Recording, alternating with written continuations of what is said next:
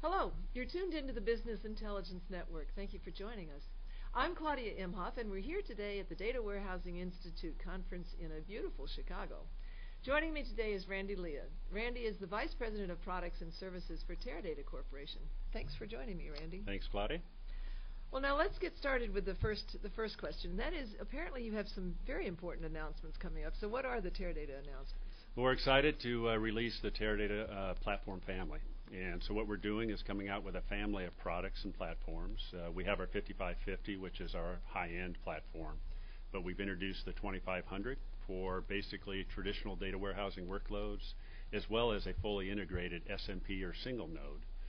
And this will give us a product family all the way from a single platform to the most complex environments out there today. Wow. So why have you developed this family then? Well, as you know, we basically drove the enterprise data warehouse market in the 90s. And in the 2000s, we drove the active data warehouse environment, the ability to do batch loads, continuous loads, to do the deep data mining analytics, as well as the reporting, the ad hoc analysis, and really the tactical queries now to support real-time intelligence. And in doing that, we developed the most sophisticated, complex platform and became a one-platform family company to support the most complex environments, and quite frankly, somewhat left a market behind. Yeah, small to mid-size guys. We're not quite in the...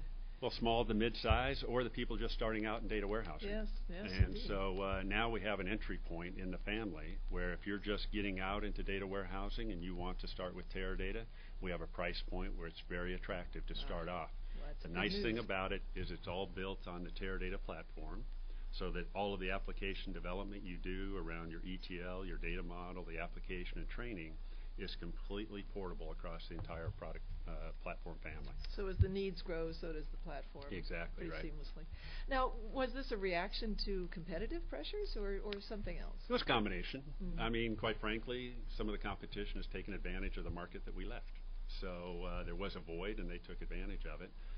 But it was also more a reaction for us going after the market and expanding our market. So we now have, for two reasons, we did the family. We have a lower price point for entry level. And then, quite frankly, there's other analytical environments in our customer environments, some call them data marts, that yes. now the 2500 can go after, and we can actually address those with a platform specifically designed to meet those particular departmental needs. So you've always had the EDW idea. So are you now going to go after these specialized data marts? Yeah, you'll never see us lose our passion and vision for enterprise active data warehouse, because we truly believe that's what delivers the most business value. However, as you well know, to implement an EDW, you have to have the whole organization committed to it.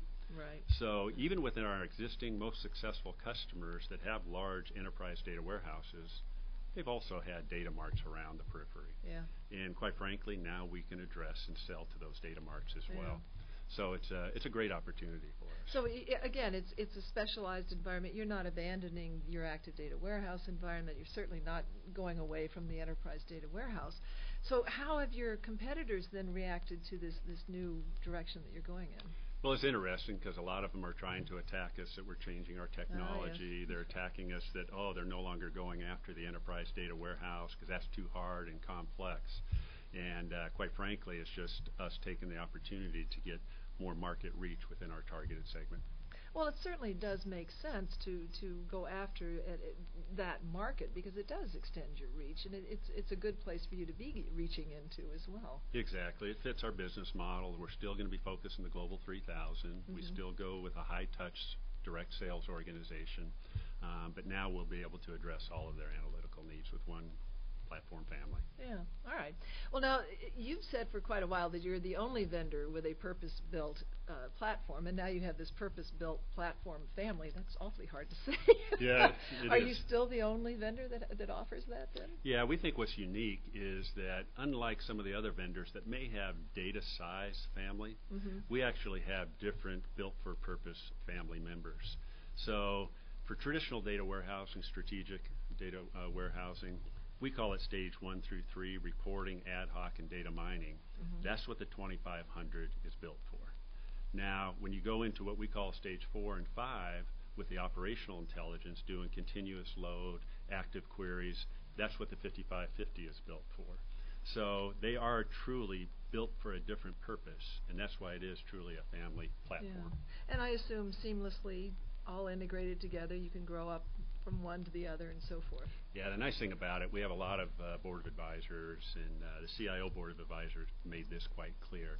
The advantage is if I build my data model, my applications, my ETL, and my training, I can build it maybe quicker at a departmental level and then integrate it into the EDW seamlessly over time. The investment that's projected in the manpower of training and everything far outweighs many times the actual software and equipment. And so leveraging that in the entire product family was a huge value prop for them. Yeah. Well, let's change tactics a little bit and let's talk price points. Can you give us some idea of the family and what its price points are? Sure. I mean, roughly at a price per terabyte, list price here in the U.S. for the S&P is roughly $67,000 per terabyte. For the 2500, it starts at $125 per terabyte. And for the 5000 series, it starts at $200,000 per terabyte. So it is very aggressive. We've always been price competitive, but as I said, now we have an entry point that is much more price competitive for entry-level data warehousing. Well, it's going to change the playing field. So I think it will. In the next 12 months or so, how do you see it playing out for Teradata? I think it'll play out very well. We actually have multiple ways that we can approach and address customers' needs. And the one thing that I think will probably do is allow us to be what we truly are as data warehouse architecture consultants. Because whether you're building an enterprise data warehouse, if you have to build data marts, or a combination, which every organization has, now Teradata has a platform to meet all your needs. So when you talk with us, we're not going to try force a platform to force fit a need that you have.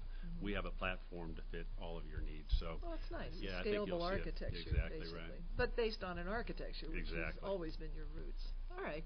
Well, unfortunately, we're about out of time, Randy, but I do want to thank you for joining me today. Well, I appreciate it, Claudia. Again, this is Claudia Imhoff. Thanks for listening, and goodbye from the Data Warehousing Institute here in Chicago.